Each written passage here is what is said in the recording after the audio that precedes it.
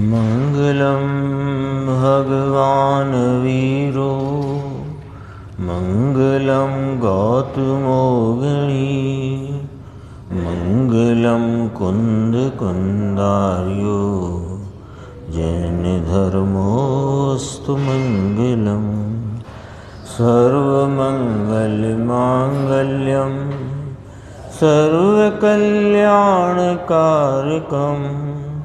प्रधानं सर्वधर्माणां जैनं जयतु शासनम्।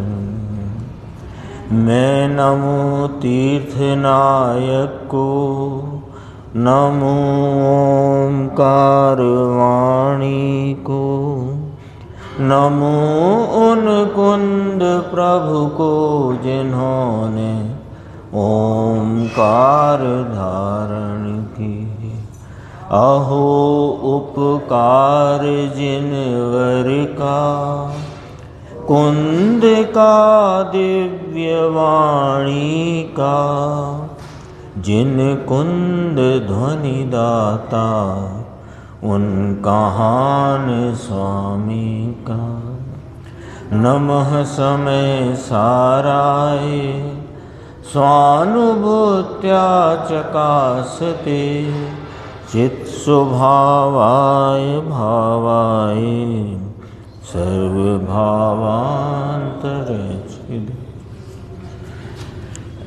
समय सारजी परमागम है और इसके परिशिष्ट रूप से जो 47 शक्ति का अधिकार चल रहा है उस पर अपन पूज्य गुरुदेव श्री के 1977 में हुए प्रवचन उनका अपन यहाँ पर सुन रहे हैं और उसके मुख्य बिंदुओं पर विचार करते हुए उसे समझने का प्रयास करते हैं। जो प्रवचन आज चला वो कल वाले प्रवचन का आधा घंटा जो था वो भाव था। उसमें कल भी अपन ने याद किया था कि निज स्वरूप ग्राही ज्ञान की बात करी गई थी। तो कहा था कि पानी शीतल है, अग्नि उष्ण है, सब्जी में नमक खारा है, ऐसा भी जानता हो। यानी सब्जी खारी नहीं तो सब्जी में नमक खारा है, लेकिन ऐसा ज्ञान भी स्वरूप ग्राही, निज स्वरूप ग्राही ज्ञान वाले को ही होता है। उसका हेतु ये है कि जो निश्चय को नहीं जानता, जो परमार्थ भाव को नहीं पहचानता, वो व्यवहार को भी नहीं जानता। ये चर्चा आज यहाँ से प्रारंभ हुई थी और फिर अपनी चर्चा इसमें आई। उसमें एक बात जो खास अपन को विचार में ख्याल में लेना चाहिए कि मोक्ष मार्ग प्रकाशक के आधार से 3 भूलों की चर्चा की थी। कारण विपर्यास, भेद विपर्यास, स्वरूप विपर्यास, है ना। तो कहा कोई प्रकार की जब तक इस निज शुद्धात्म स्वरूप का भान होकर उसकी प्रतीति नहीं है तब तक कोई ना कोई भूल है। वो 3 भूल उसमें से कोई एक भूल तो है कम से कम। भेद विपर्यास, स्वरूप विपर्यास, कारण विपर्यास। या तो हमने इस चैतन्य तत्व के जो निर्मल भाव रूप परिणमन है उसका कारण कोई विपरीत माना है, उसमें कोई भेद भिन्नता जिससे है उसमें कोई भिन्नता नहीं मानी है ना।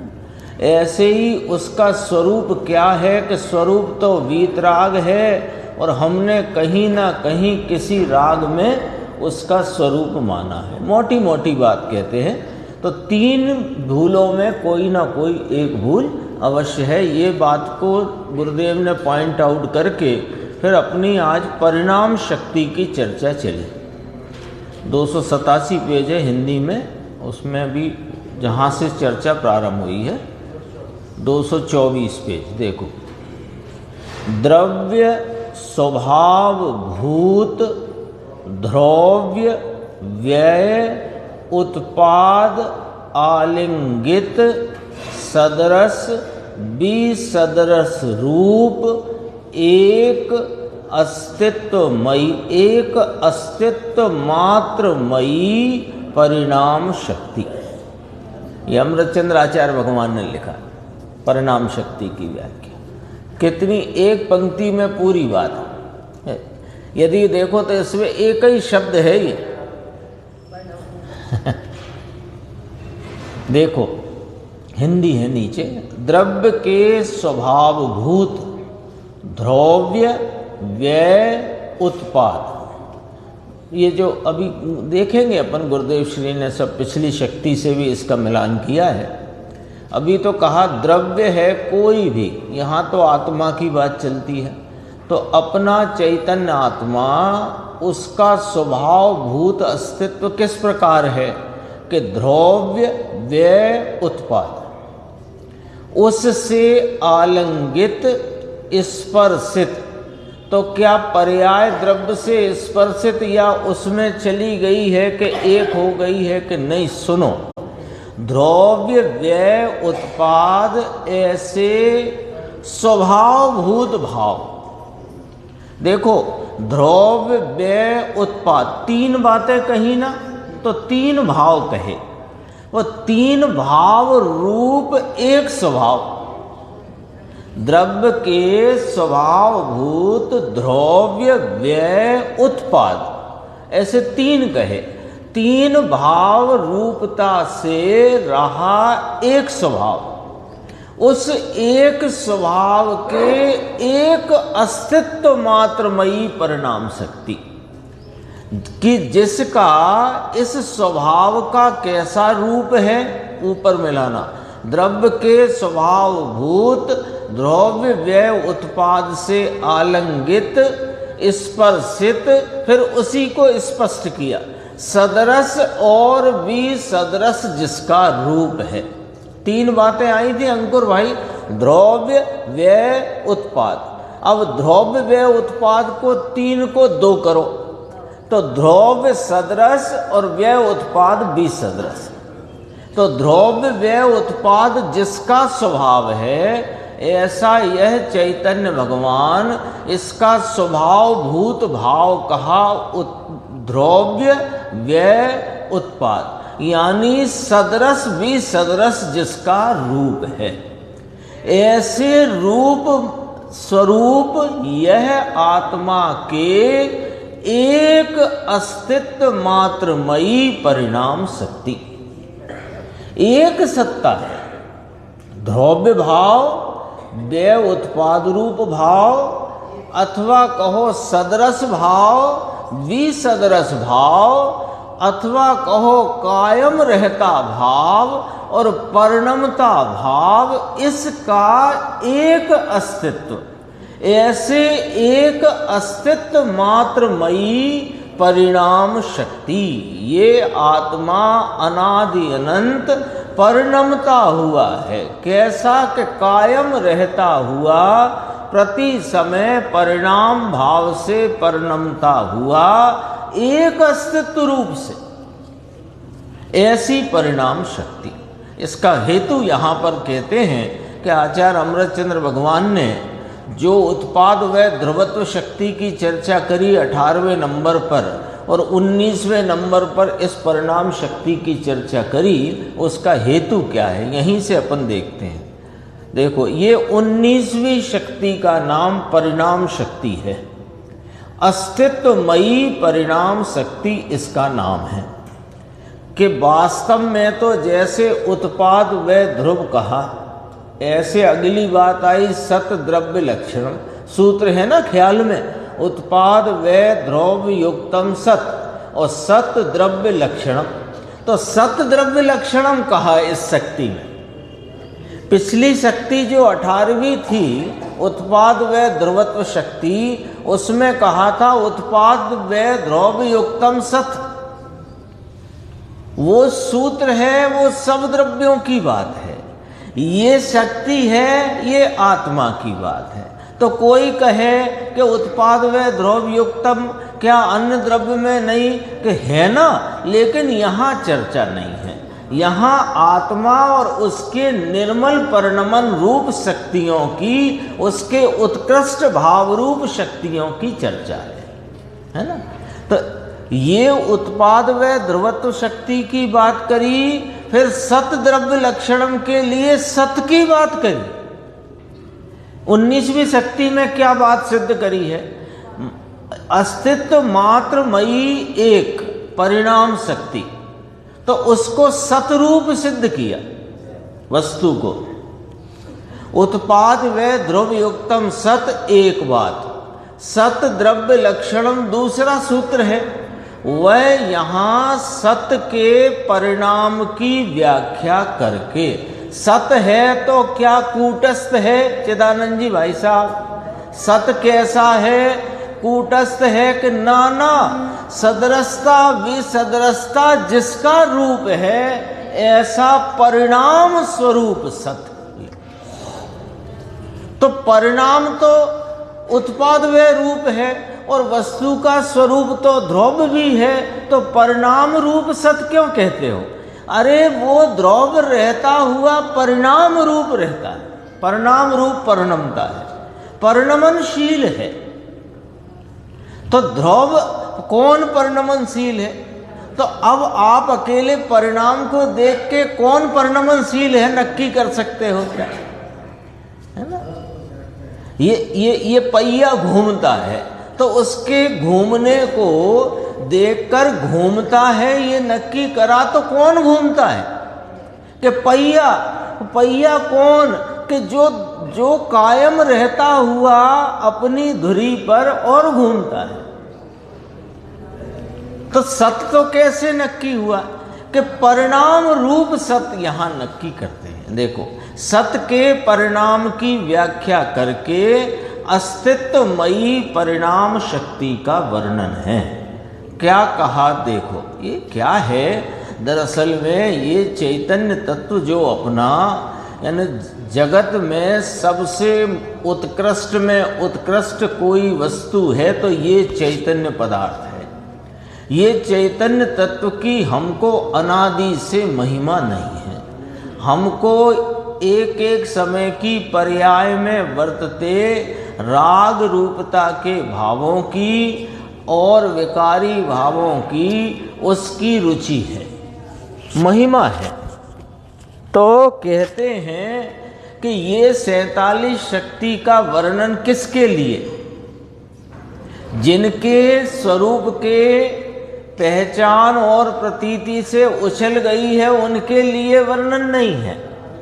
ये वर्णन तो उनके लिए है कि भैया ऐसे चैतन्य तत्व को अपनी ज्ञान उपयोग दशा का विषय बनाते ही अंतरंग में अनंत शक्तियां उछलती हैं। उनमें से कुछ तुम्हें इसलिए सुनाते हैं कि तुम अपनी महिमा तो देखो क्या है, इसके लिए की बात। ऐसा नहीं है कि यहाँ पर बहुत भारी भारी वजनदार बातें कर करके इस अपनी चर्चा को वजनदार बनाना है, नहीं, इसलिए नहीं है। ये तो चैतन्य तत्व की महिमा के लिए है। देखो क्या कहते हैं, अपन आगे आते हैं। 288 पेज आ गया, वहाँ एक पेज बढ़ गया होगा। देखो यहाँ से चर्चा है। द्रव्य के स्वभाव भूत, बोल्ड अक्षर हैं, द्रव्य के स्वभाव भूत ध्रुव्य व्यय उत्पाद से, ध्रुव नाम कायम रहने वाली चीज, व्यय यानी पूर्व की पर्याय का अभाव और नई पर्याय का उत्पाद, उसे आलिंगन, आलिंगित शब्द आया ना, तो आलिंगन, तीन को द्रव्य आलिंगन करता है, तीन को द्रव्य आलिंगन करता है। तो तीन को द्रव्य आलिंगन करता है। ये द्रव्य कौन है? कि परिणाम शक्ति स्वरूप है। तो कहा परिणाम शक्ति तीन को आलिंगन करती है। आलिंगन का अर्थ पर्याय द्रव्य को स्पर्श करती है, पर्याय द्रव्य रूप हो जाती है, ये वाली बात नहीं। तीन को आलिंगन करती है का अर्थ है कि ये तीन भाव स्वरूप एक अस्तित्व है। ये कहना है। तीन में अस्तित्वपना है ना। आता है देखो, द्रव्य सत, गुण सत, पर्याय सत, ऐसे आता है। यहां पर अपन लगाएंगे द्रव्य सत, व्यय सत, उत्पाद सत। व्यय कैसे सत है? व्यय तो असत है कि नहीं, वो असत रूप सत है, यानी अभाव रूप सत है, वो नहीं है, रूप है। कल की थी ना बात अपन ने कि वो नहीं है, रूप है, तो ये उसका नहीं है पना है, और वर्तमान परिणाम का है पना है। और इन दोनों भाव, जो भाव नहीं है वो और जो भाव है उस रूप रहा हुआ द्रव्य, उस द्रव्य ही तो परिणमा है, तो वो है। ऐसे कहा तीन में अस्तित्वपना है, तीन होकर अस्तित्व है, ऐसा अस्तित्व लिया है ना। देखो, तीन होकर अस्तित्व है, एक अस्तित्व के का विस्तार है। ये प्रवचन सार में भाषा आई, एक सत का विस्तार। एक ही सत है, तीन सत नहीं, एक सत। इसमें भी आया, शक्ति में देख लो, द्रव्य स्वभाव भूत द्रव्य व्यय उत्पात आलिंगित सदरस विसदरस रूप एक अस्तित्व मात्रमयी परिणाम शक्ति, है ना। एक अस्तित्व लेना। यहां गुरुदेव श्री ने जब प्रवचन पूर्ण होता था, वहां कहा कि यहां पर पर्याय सहित का द्रव्य उसे आत्मा कहा है। द्रव्य व्यय उत्पाद से आलंगित अस्तित्व बताया ना, यहाँ पर्याय सहित का आत्मा उसे, यहाँ पर्याय सहित का द्रव्य उसे यहाँ आत्मा कहा है। वो जो नियम सार आदि में शुद्ध भाव अधिकार में आत्मा कहा, वो तो चार भावों से रहित एक पारिणामिक भाव स्वरूप दृष्टि के विषय रूप जो आत्मा है उसे आत्मा कहा। बाकी तो पर्याय भाव को व्यवहार आत्मा कहा, और यहाँ पर्याय सहित के द्रव्य को आत्मा कहा। कहाँ क्या बात है वो समझना वहाँ जरूरी है। अभी देखो आगे चलते हैं, इसमें और थोड़ी गंभीर बात है। 291 पेज आ गया है यहाँ पर, वहाँ करीब करीब 3-4 पेज आगे होंगे। देखो, प्रत्येक पदार्थ की आत्मा की, प्रत्येक पदार्थ यहाँ आत्मा लेना है ना, प्रत्येक पदार्थ माने आत्मा, आत्मा की और कोमा, आत्मा की प्रत्येक पर्याय अस्तित्वमयी परिणाम है, अस्तिमय परिणाम है। शक्ति का अस्तित्व ध्रुव है। शक्ति किस प्रकार रही हुई है वस्तु में? ध्रुव रूप से। शक्ति का अस्तित्व ध्रुव है, और पर्याय में व्यय उत्पाद रूपी परिणमन है। ये वस्तु की संरचना है।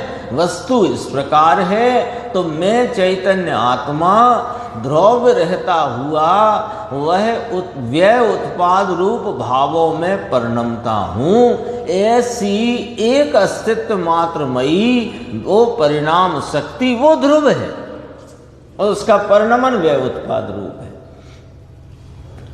वह परिणाम शक्ति के कारण से है। अब यहाँ पर गुरुदेव श्री बहुत गंभीर और बहुत स्पष्ट चर्चा यहाँ पर करते हैं कि उत्पाद व द्रव्य का जो क्रम है वो तो हमने सुना है।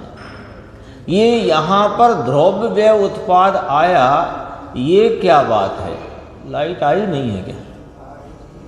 नहीं, लाइट चली गई आके, जनरेटर तो चल रहा था कैसा? उसने बंद किया है अभी। देखो,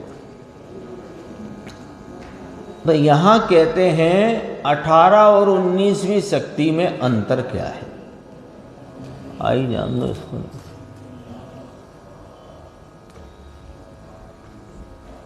यहाँ पहले ध्रुव लिया है, समय लगेगा उसमें। यहाँ पहले ध्रुव लिया है और उसमें पहले उत्पाद लिया है।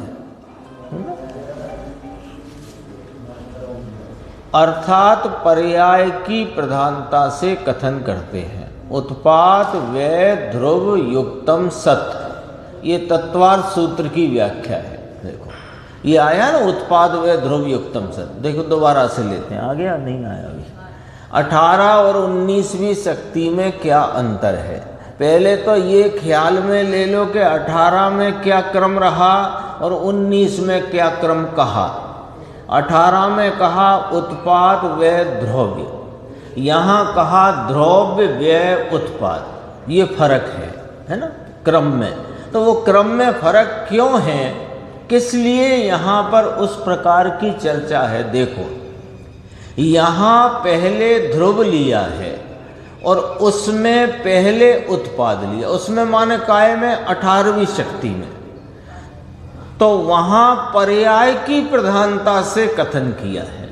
उत्पाद व ध्रुव युक्तम सत, ये तत्वार्थ सूत्र की व्याख्या है। और यहाँ माने 19वीं शक्ति में ध्रुव व्यय और उत्पाद इस प्रकार से लिया है। उसमें उत्पाद पहला, फिर व्यय लिया, फिर ध्रुव लिया।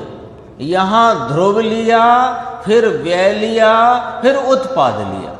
ऐसा है, देखो है द्रव्य व्यय और उत्पाद। ये क्या कहना है? देखो परिणमन करने में उसकी ध्रुव शक्ति और व्यय और उत्पाद से वह परिणाम परिणमता है, ऐसी एक शक्ति है।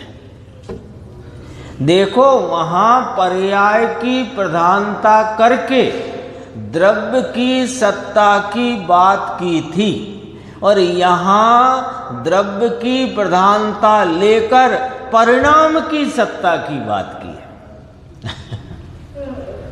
तो ये कौन सी रीति हुई अंकुर भाई?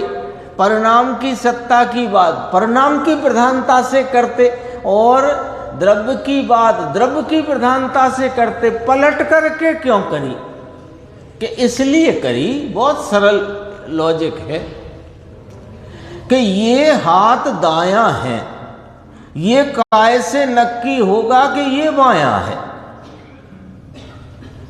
अब ये हाथ बायां है, ये कैसे नक्की होगा कि ये दायां है? तो दाएं की अपेक्षा लेकर बायां नक्की होगा ना, और बाएं की अपेक्षा लेकर दायां नक्की होगा। आई बात ख्याल में? तो वहां उत्पाद व रूप परिणाम भी सदृश भाव है और ऐसा होने पर भी वह सदृश रहता है, ऐसी एक शक्ति आत्मा में।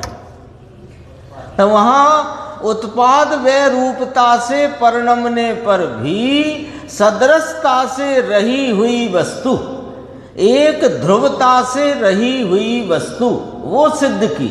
अब कहते हैं जो वस्तु ध्रुवता से रही हुई है वह अपने पूर्व परिणाम के अभाव और नवीन परिणाम के उत्पाद रूप भाव से परिणमती है, ऐसी परिणाम शक्ति।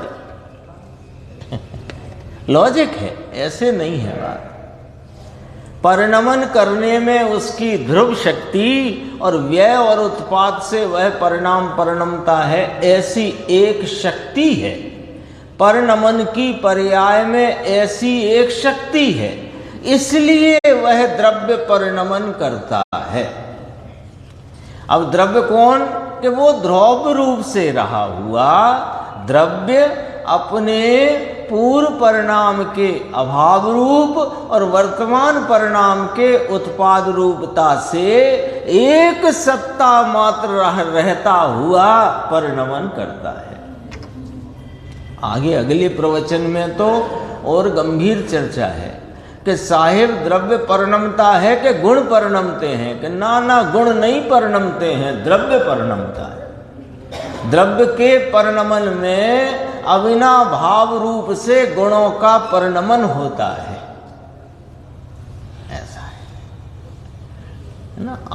अपन सफर करते हैं ना, एक उदाहरण है, उसको ज्यादा उसमें घटाओगे नहीं, उदाहरण को उस भाव से भाव पकड़ने के लिए। अपन जैसे जाते हैं तो कहा कि यहाँ से मान लो बीना जाते हैं ट्रेन में, तो फोन आया बीच में, कहाँ पहुँच गए, तो कहा पिपरई पहुँच गए। तो वास्तव में तो ट्रेन पहुँची है पिपरई, कौन पहुँचा है पिपरई? ट्रेन पहुँची है ना। आप तो जहाँ वो आपके भाई साहब बैठा गए थे वहीं बैठे हो, वहीं बैठे हो ना, हिले भी नहीं हो। तो कहाँ पहुँच गए? कि पिपरई पहुँच गए। तो कौन पहुँचा पिपरई? ट्रेन पहुँची है ना मूल तो। अब ट्रेन में आप रहे होने से वो ट्रेन पहुँची है तो आप भी पहुँचे हो, ऐसे है वो बात। द्रव्य परिणमता है, गुणों का परिणमन नहीं होता। द्रव्य द्रवित होता है, उस द्रवित भाव में उसके गुण अविना भाव से परिणमित नाम द्रवित होते हैं, यानी व्यक्त होते हैं। परिणमन की ये परिणाम शक्ति है ना, तो इसलिए उसकी चर्चा इसलिए यहाँ इस प्रकार है कि परिणाम माने क्या, परिणमन है क्या। अब टीटू भाई कहेंगे इतनी बारीकी की क्या जरूरत है? बारीकी की जरूरत इसलिए है कि बारीक भूले हैं और वस्तु बारीक है, करें क्या। बाकी जो मोटी बातें करते तो अनंत पंच परावर्तन निकल गए मोटी मोटी बातों में। नौवे ग्रह में कितनी बार गए आप? अनंत बार गए। तो अनंत बार गए तो ये सब मोटी मोटी तो पकड़ी, बारीक ना पकड़ी। इसलिए परिणमन की पर्याय में ऐसी एक शक्ति है, इसलिए वह परिणमन करता है। समझ में आया? ऐसी बातें सूक्ष्म हैं। फिर खुद ही पूछते हैं, है देखो सूक्ष्म है कि नहीं। फिर नीचे लिया देखो, सदरस और विसदृश। ध्रुव को सदृश कहा, उत्पाद वय को विसदृश कहा। क्या कहा कि जो ध्रुव है वह सदृश है, कायम एक रूप रहने वाला है, और उत्पाद व्यय विसदृश है। उत्पाद व्यय को विसदृश क्यों कहा? कि उत्पाद भाव, उत्पाद भाव, व्यय अभाव। उत्पाद भाव, भाव माने भुवन होता हुआ, और अभाव माने भुवन का नाश होता हुआ। भुवन नाम परिणमन। तो उत्पाद भाव और व्यय अभाव, तो भाव अभाव, इसका नाम विसदृश। उत्पाद व्यय, एक का अभाव, किसका अभाव? पूर्व परिणाम का अभाव, वर्तमान परिणाम का भाव। तो ये अभाव भाव, अभाव भाव, अभाव भाव, मिटना उठना या मिटना उत्पन्न होना, इसको क्या कहोगे? विसदृश। बी माने सदृशता से विरुद्ध, वो भी शब्द आएगा, विरुद्ध अविरुद्ध। तो सदृशता से विरुद्ध भाव, वो भी सदृश। तो सदृश कौन रहा? वो ध्रुव स्वरूप अपना चैतन्य भगवान। देखो, ध्रुव है वह त्रिकाल सदृश है। त्रिकाल सदृश है, एक रूप रहने वाले को ध्रुव सदृश कहते हैं। और व्यय और उत्पाद, ये जो दो हैं, इनका भाव विसदृश है। एक का अभाव होना, एक का भाव होना, व्यय का अभाव होना, उत्पाद का भाव होना, ये क्या है? वह विसदृश है। इसको गुरुदेव ने कहा, धवल में लिया विरुद्ध अविरुद्ध। तब ये कहा कि विरुद्ध अविरुद्ध लिया। वहाँ पर विरुद्ध अविरुद्ध का क्या अर्थ है? कि विरुद्ध और अविरुद्ध, यानी जो उत्पाद व्यय है वो स्वयं तो विरुद्ध है, और वो विरुद्ध भाव कहलाया। और उत्पाद व्यय होते पर भी जो उत्पाद व्यय रूप नहीं होता, ऐसा विरुद्ध ध्रुव्य। तो विरुद्ध अविरुद्ध से पूरा जगत टिक रहा है, उत्पाद व्यय से और ध्रुव से पूरा जगत अपने से टिक रहा है। तीसरी गाथा में लिया है, विरुद्ध अविरुद्ध शब्द है, धवल में भी विरुद्ध अविरुद्ध शब्द है, यहाँ सदृश विसदृश शब्द है। आचार्यों ने तो गजब काम किया है। ये चर्चा अपनी चली, और इसके बाद कल जो चर्चा आएगी वो भी काफ़ी गंभीर है। अपन ज्ञान गोष्ठी में अपना एक बॉक्स रह गया था, है ना, उसमें है क्या आप लोगों की पुस्तक में बॉक्स है?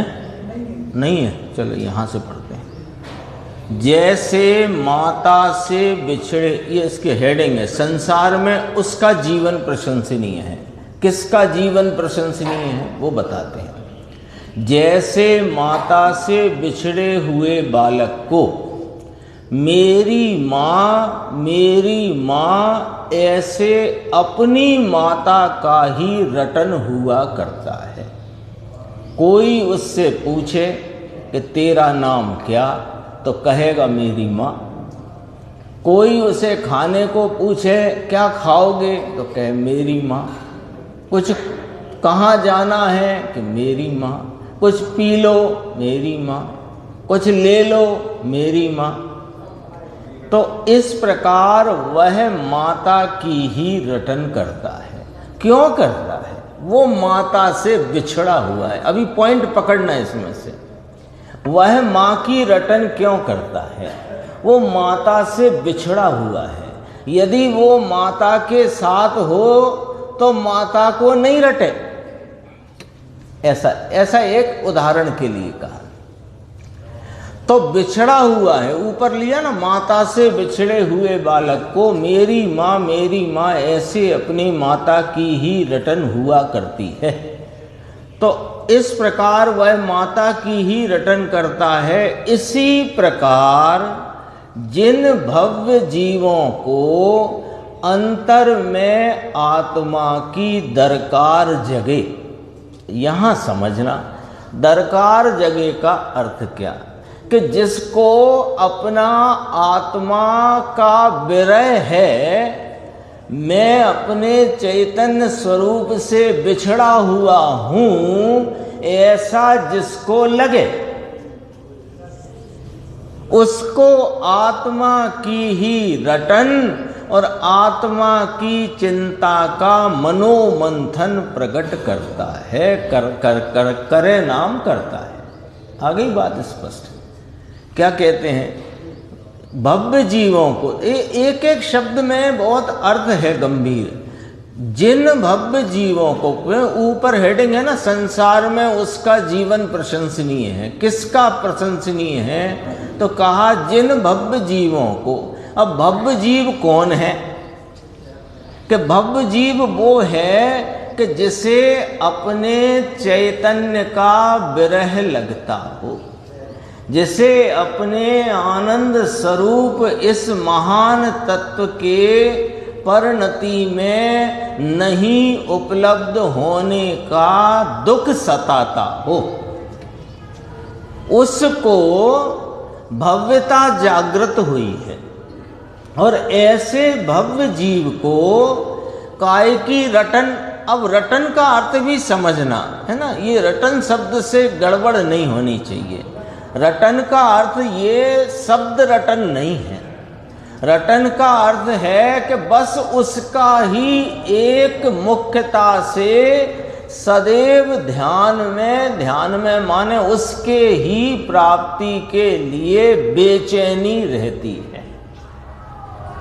खाता पीता उठता बैठता सब कुछ होने पर भी उसको बेचैनी काय की है। जैसे अब माँ से बिछड़ गया बालक, जो उदाहरण दिया था, मेले ठेले में गया, बाजार में गया, माँ से बिछड़ गया।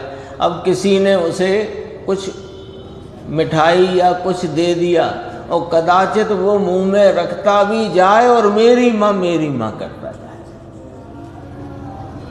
ऐसा होता है ना। वो उसको रटन रहे का मतलब एक उसकी ही मुख्यता रहती है और आत्मा की चिंता का मनोमंथन प्रकट करता है। ये क्या अर्थ है? आत्मा की चिंता का।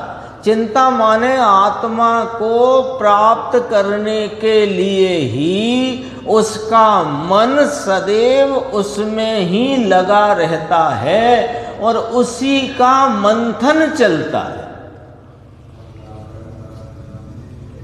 ये मंथन नहीं चलता है संजय भाई, कौन से राग से आत्मा मिलेगा, कसायों की क्या रूपरेखा बनाई जाए कि आत्मा मिलेगा, ये मंथन नहीं चलता है। मंथन ये चलता है जो प्रभाकर भट्ट को चलता है कि वह आत्मा कौन है जिसका स्वरूप जानना चाहिए। वो असली पिपासा है। वो प्रभाकर भट्ट का प्रश्न का जो शब्द योगेंद्र देव ने प्रभाकर भट्ट के मुख से वहां पर लिखा, वो शब्द वास्तव में सामान्य नहीं है, वो आदि पंक्ति का वाक्य है। वह आत्मा कौन है जिसका स्वरूप मुझे जानना चाहिए। वो भव्य जीव की वास्तविक पिपासा का वर्णन है, जिसे अपने स्वरूप की प्राप्ति की वास्तविक प्यास जगी है, उसको वही प्रश्न उठेगा और दूसरा उठेगा ही नहीं। ये वहां पर कहना चाहते हैं योगेंद्र देव। देखो, अब देखो, इसको स्पष्ट करते हैं। आत्मा के अतिरिक्त दूसरे की रुचि अंतर में होने न दे, उसका जीवन धन्य है। ये क्या बात है, क्या भाषा है। देख लो राकेश भाई, देखो यशवंत भाई, देखो कैसे कहते हैं, आत्मा के अतिरिक्त दूसरे की रुचि अंतर में होने न दे। इसमें तो कितनी गंभीर बात कही है। तो ये सारी अपनी उन कपोल कल्पित कल्पनाओं को ये बात, ये वाक्य धो डालता है। कौन सी कल्पनाओं को? हमको आत्मा की भी रुचि है, आत्मा की भी रुचि है भैया, लेकिन इतना ये सब होना ही चाहिए। तो फिर तुम्हारी रुचि अन्य की है, और आत्मा कोई ऐसा पदार्थ है कि वो तो इस प्रकार कहता है मानो उसका भाव इस प्रकार है कि अन्य की किंचित रुचि आत्मा की अरुचि है। ठेठ बात है। अन्न की यानी किसी प्रकार के शुभ भाव की किंचित रुचि, तो शुभ भाव की रुचि किसे कहते हैं वो भी समझ लो कि शुभ भाव के मंदे में मंदे, छोटे में छोटे भाव से छोटे में छोटा लाभ होता है, जरा सा भी लाभ होता है। ये तुम्हारे आत्मा की अरुचि की बात है। कठिन बात लिखी, देखो, आत्मा के अतिरिक्त दूसरे की रुचि अंतर में होने ना दे, उसका जीवन धन्य है। अहो पूर्ण चिदानंद स्वरूप मेरा आत्मा है, उसका भान और प्राप्ति जब तक ना हो तब तक यथार्थ शांति और सुख नहीं होता। ये रटन है। रटन आया था ना शब्द, आत्मा की ही रटन रहा करे। तो रटन शब्द का अर्थ है, कोई कहे कि हम तो आत्मा आत्मा ही रटते हैं, तो नाम रटने की चीज थोड़ी है ये। ये इसका अर्थ, रटन का अर्थ कि पूर्ण चिदानंद स्वरूप मेरा आत्मा है, उसका भान और प्राप्ति जब तक ना हो तब तक यथार्थ शांति और सुख नहीं होता। अभी तक का अनंत काल आत्मा के भान बिना भ्रांति में गंवाया। कितना काल निकल गया होगा निर्देश? अनंत काल है ना। एक परावर्तन का स्वरूप समझने जाओ तो दिमाग काम करना बंद कर देता है। ऐसे अनंत पंच परावर्तन ये जीवन के हुए हैं। घबराओ तो सही, थोड़ा घबराए बिना भी तो नहीं मिलेगा, पर घबरा के भी घबराए मत रहना। क्यों कि अपने पास ये अपना चैतन्य नाथ विराजमान हैं, जिसकी शरण में सारे जन्म मरण के कष्ट और जन्म मरण का भाव मिट जाएगा। आज गुरुदेव ने कहा था, यहाँ शक्तियों की चर्चा चलती है, जन्म मरण और जन्म मरण के कारण की यहाँ बात ही नहीं चलती। क्यों नहीं चलती? कि यहाँ विकार का कोई काम नहीं है, शक्तियों की बात चलती है। अब क्या कहते हैं देखो, अभी तक का अनंत काल आत्मा के भान बिना भ्रांति में गंवाया, अब एक क्षण भी नहीं गंवाना है।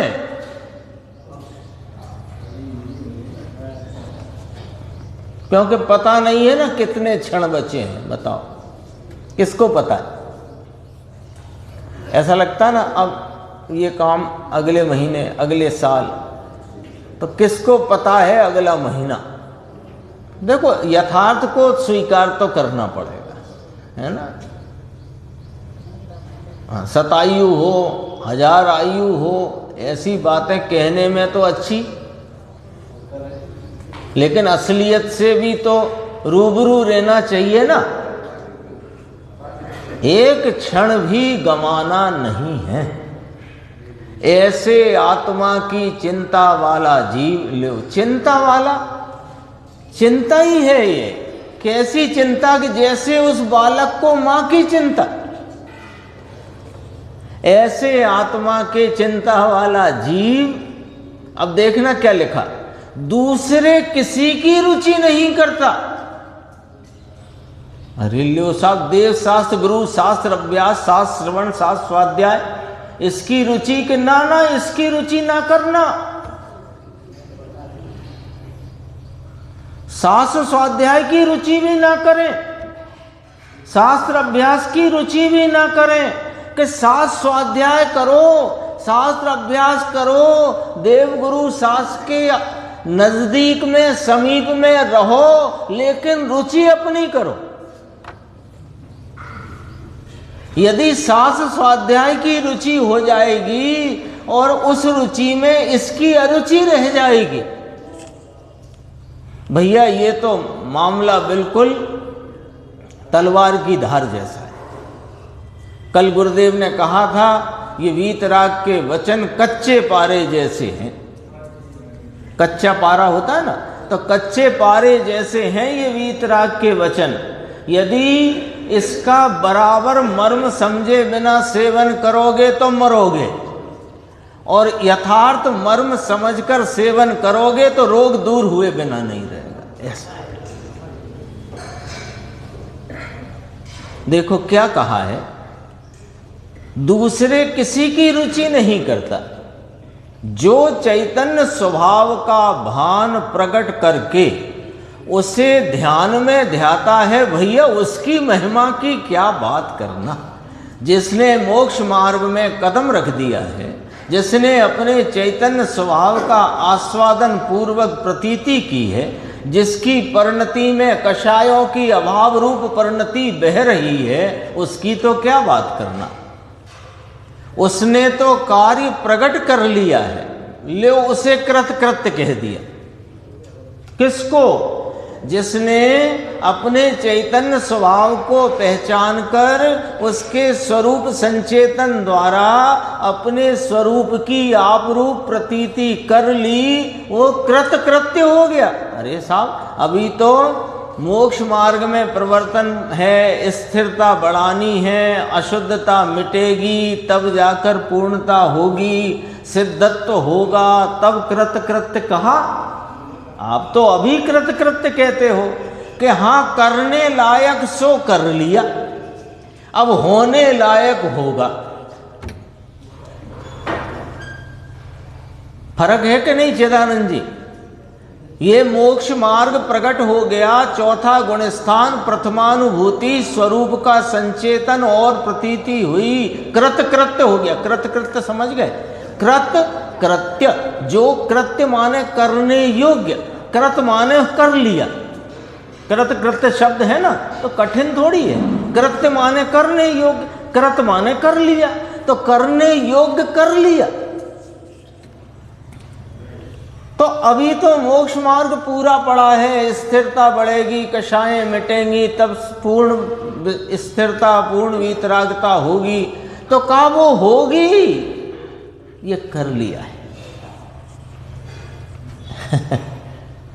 देखो कोई ये अपने को मिल गए हैं पूज्य गुरुदेव श्री, ये कोई बहुत अपना सद्भाग्य है जो अपने को ऐसी अद्भुत बात बताने वाले मिले हैं। देखो, परंतु अभी तो किसकी महिमा की बात करें कि उसने तो कार्य प्रकट कर लिया इसलिए वह कृतकृत्य है, परंतु हम तो उसको भी धन्य कहते हैं कि जिसने उसके कारण रूप रुचि प्रकट की है। इस स्वरूप के संचेतन और प्रतीति रूप मोक्ष मार्ग में जो आ गया वो तो धन्य है ही, लेकिन जिसके आलम्बन से मोक्ष मार्ग प्रकट होता है, उसकी जिसने रुचि प्रकट की है कि अहो मेरा कार्य कैसे प्रगटे। ये कथन उपदेश ऐसे ही पर्याय पर से कहा जाता है ना। अहो मेरा कार्य कैसे प्रगटे, आनंद कंद आत्मा का अनुभव अंदर से कैसे प्रगटे, ऐसी जिसे चिंता प्रगटी है उस आत्मा का जीवन भी संत आचार्य कहते हैं कि धन्य है, संसार में उसका जीवन प्रशंसनीय है। अद्भुत, एक एक बोल गुरुदेव का पढ़ो तो ऐसा लगता है कि अमृत ही अमृत भरा हो। सम्यक चारित्र नाम का 7वां अधिकार है अपनी ज्ञान गोष्ठी में। 3 प्रश्न अपन पढ़ते हैं। 310 धर्म क्या है। देखो प्रश्नकार का प्रश्न समझना, धर्म क्या है। फिर उसने कहा धर्म यानी कि हमारा पूछना यह है कि साक्षात मोक्ष मार्ग क्या है ना, ऐसे करके पूछा। धर्म क्या है ये बात कहकर उसने कहा हम साहिब पूछना चाहते हैं कि साक्षात मोक्ष मार्ग क्या है। तो कहा चारित्रम खलु धम्मो, अर्थात चारित्र वास्तव में धर्म है, वही साक्षात मोक्ष मार्ग है। प्रवचन सार में आया है और गुरुदेव ने यहाँ फरमाया। दूसरा प्रश्न, चारित्र का अर्थ क्या है। जब आपने कहा चारित्र ही धर्म है, वही साक्षात मोक्ष मार्ग है, तो चारित्र बताओ क्या है।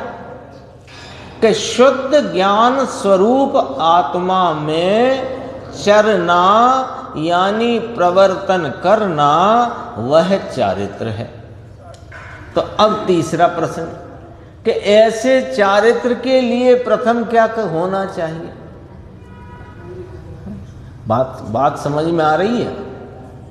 सरल है ना, क्यों संजय भाई, सरल है ना। देखो कैसे कहते हैं धर्म क्या है, नाम साक्षात मोक्ष मार्ग क्या है।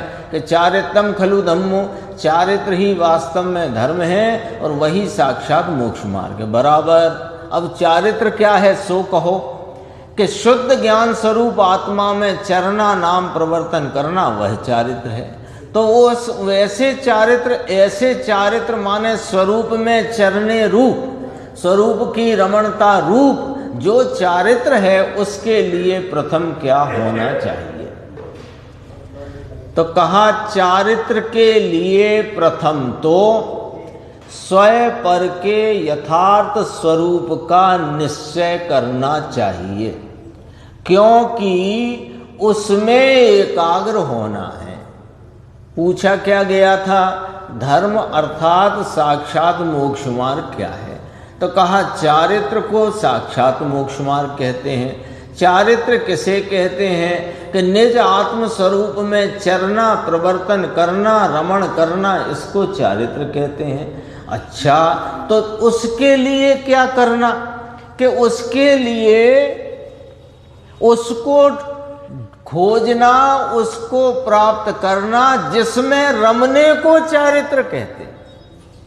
लॉजिक से बात है भाई, जिसमें रमना है, जिसमें परिणति प्रवर्तन करना है, जिसमें चरना है, वो कौन है, उसको जाने बिना चारित्र कहाँ से आएगा। सीधी सच्ची बात है कि जाओ, जैसे अपन कहीं गए प्रवास पर, तो जो अपना होस्ट है अपन उसको जाके मिले, तो उन्होंने कहा जाओ साहब आप तो ऊपर जाके आराम करो। तो हमने कहा कि ऊपर कहाँ जाना है, वो जगह, वो कमरा, वो नंबर, वो स्थिति हमें बताओ जहाँ हमें आराम करना है। तो पहले क्या किया, तो पहले ये जाना ना कि कहाँ जाना है, कहाँ जाकर रुकना है, कहाँ आराम करना है। जब उसका ही पता नहीं मालूम हो अंकुर, तो अब वो कहे हम तो आपसे सुबह से कह रहे हैं आराम करो, आप आराम ही नहीं करते। तो भैया आराम तो करें, हमें पता तो लग जाए कि कहाँ आराम करना है कि नहीं। तो अब जब जिसमें रमने का नाम चारित्र है, वो स्वरूप का स्वरूप क्या है जहां रमना है। प्रश्न ये है, देखो प्रश्न समझने में उत्तर की गहराई समझ में आती है कि चारित्र के लिए प्रथम तो स्वयं पर के यथार्थ स्वरूप का निश्चय करना चाहिए, क्योंकि उसमें एकाग्र होना है। वस्तु के स्वरूप का निश्चय किए बिना उसमें स्थिर कैसे होगा। जहाँ रहना है, रमना है, चरना है, प्रवर्तन करना है, उसके स्वरूप का निश्चय किए बिना उसमें स्थिर कैसे होगा। इसलिए प्रथम जिसमें स्थिर होना है, प्रथम शब्द आया है ना भैया, आ गया कि नहीं। तो प्रथम का अर्थ क्या होता है, पहले। तो इसलिए पहले, और पहले का अर्थ अपन कई बार कर चुके हैं, पहला वो होता है जिसके पहले कुछ नहीं होता है ना। तो पहले जिसमें स्थिर होना है उस वस्तु के स्वरूप का निश्चय करना चाहिए।